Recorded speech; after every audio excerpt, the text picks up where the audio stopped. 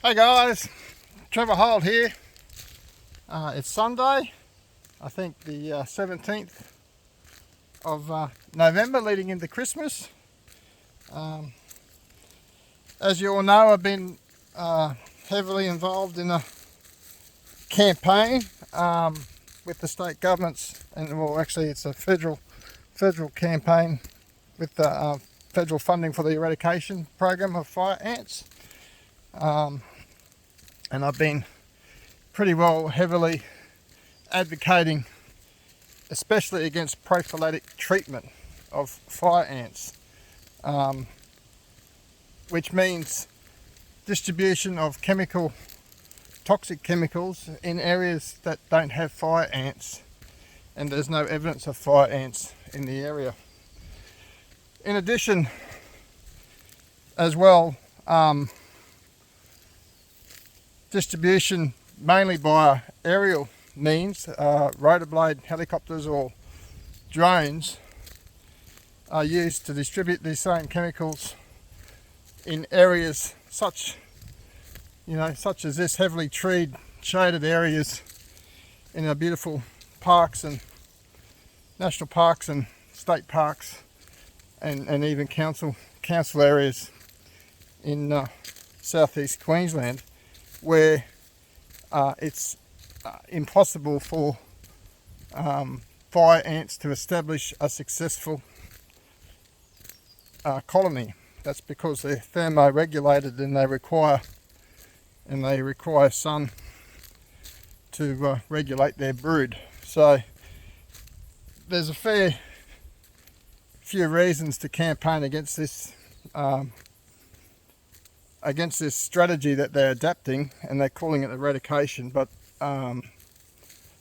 also many experts believe that eradication is impossible, and we need to look at managing fire ants in a much more practical, sustainable and long-term manner.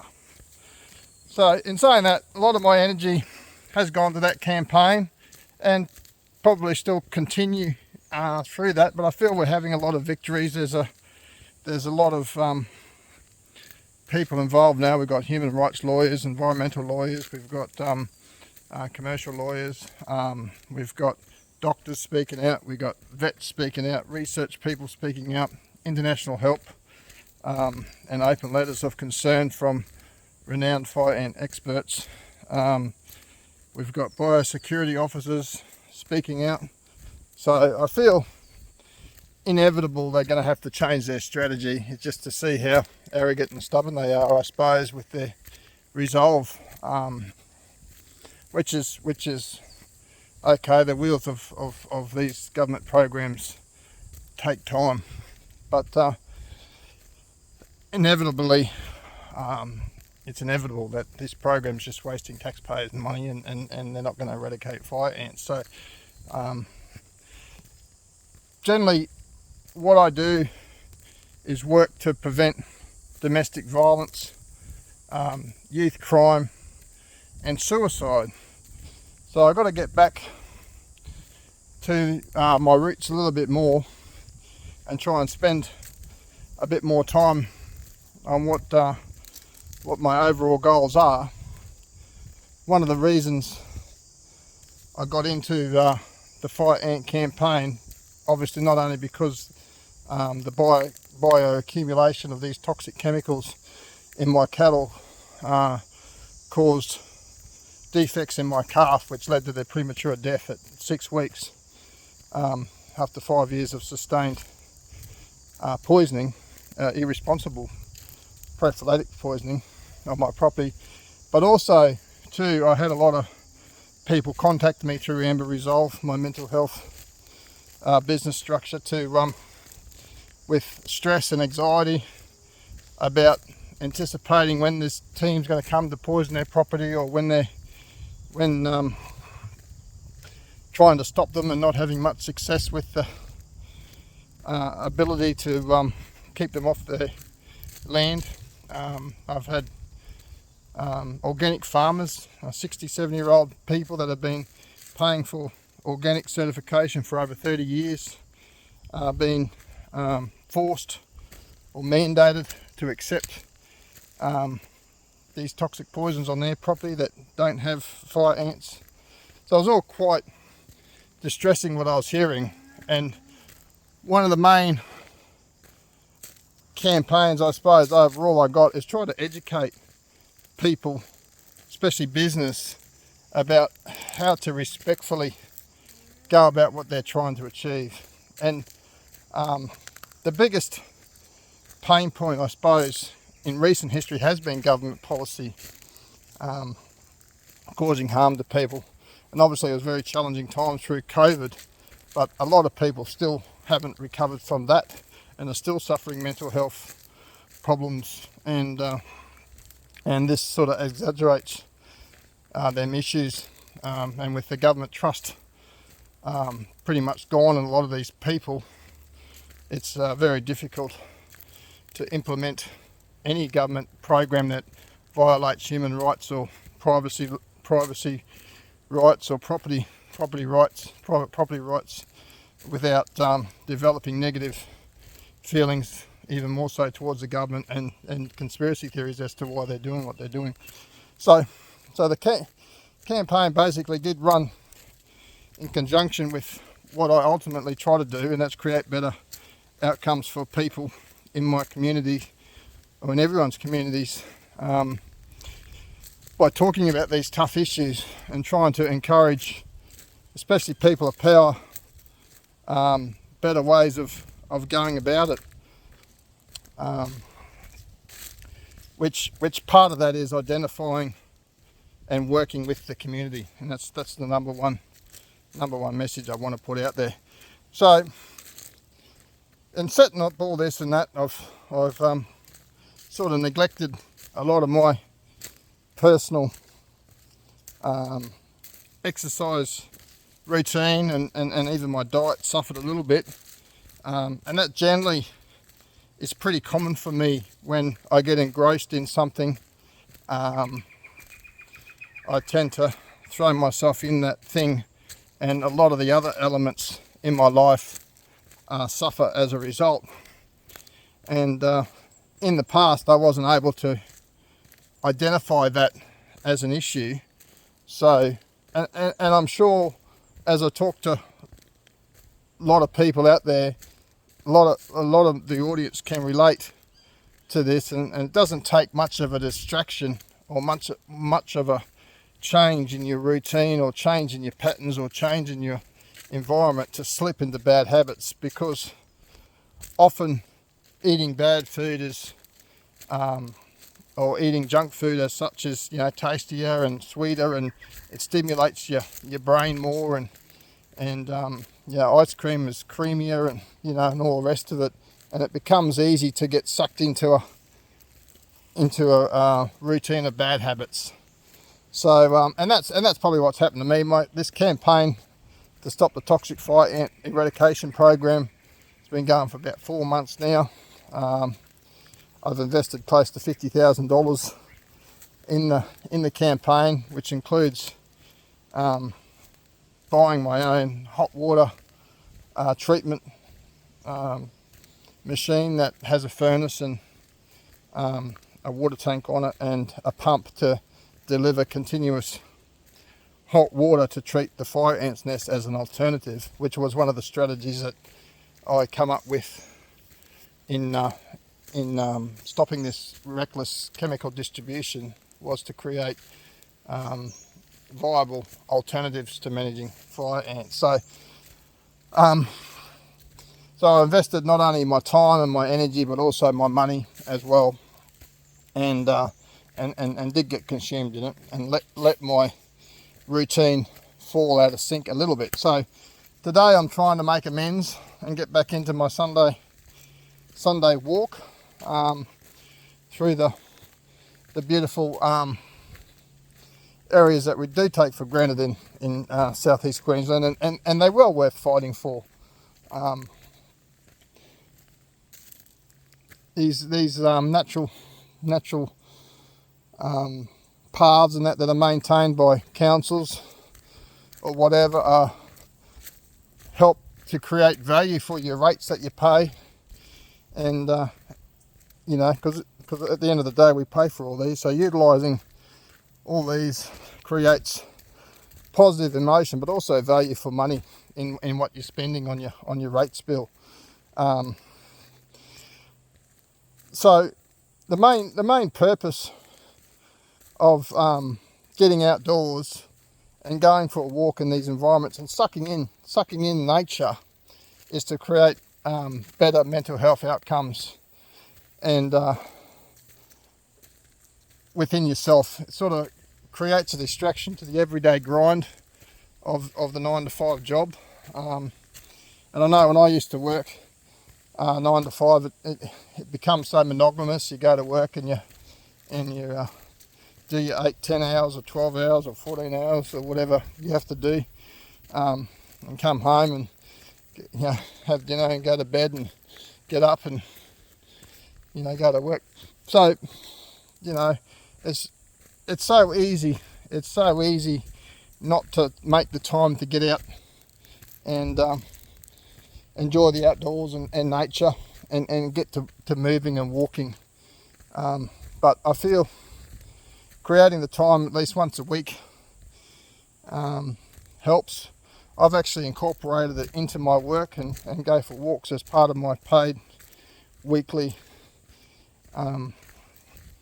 duties, I suppose, in some of my mental health programs and some of the group sessions that I provide for some of my counselling sessions and that. So I'm blessed in that doing this sort of work is what I do, and getting out there. But not everyone has that opportunity to do work while they're walking or exercising, and you have to actually make conscious decisions to go and do that. So yeah, so this is my Sunday, getting back into my routine with my clients and doing what I do. Still campaigning for the fire ant eradication program to stop its current strategy. It's doing damage. It's doing damage to people and their mental health. It's doing damage to the environment, and it's having negative outcomes all around for a cause that is highly unlikely to be successful in eradicating fire ants. They're distributed over 850,000 hectares in southeast Queensland.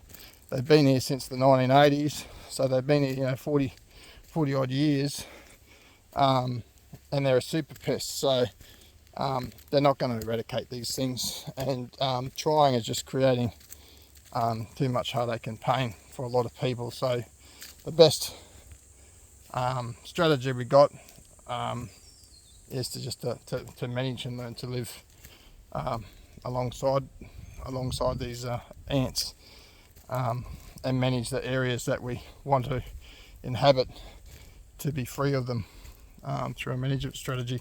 So and that's what I'm pushing for. So having a non-toxic management strategy is ideal for that sort of scenario, and that's what this hot water treatment method provides. But the other thing I want to say is, too, we're getting close to Christmas and the festive seasons. Often these are quite dangerous times for some people in regards to their mental health. Sometimes these Christmas events have led up to negative outcomes in people's lives, and family get-togethers led to horrible things happening and bad memories on people, or sometimes it can make people feel worse about themselves because they haven't got the financial capacity or the means to give their kids the best Christmas that they see on TV or whatever. So there is a lot of negativity in people's emotional state associated with these holiday times coming up.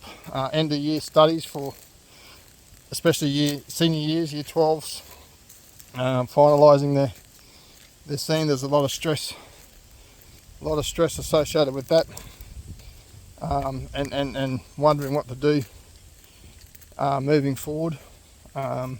realization might be happening that the housing market, whether you're renting or buying, is very difficult at the moment, and some of these young people can't get out and do what we took for granted when we were younger. So it's quite unfair really on them. But as older senior members of the community, I feel it's up to us to help empower these young guys and do what we can to help them live their life with dignity and independence, to help them through these difficult times of finding themselves in their identity. So and that's pretty much what I was doing prior to this campaign, is heavily focused on identity, and whether you're 60 or 20, identity plays a big part in your mental health and overall well-being. So finding yourself and living your life to your values becomes increasingly important during these difficult times of with these living high cost living, home problems, housing problems resulting in homelessness, and even job security issues, and so many issues at the moment that everyone's trying to deal with. So it's important to understand who you are,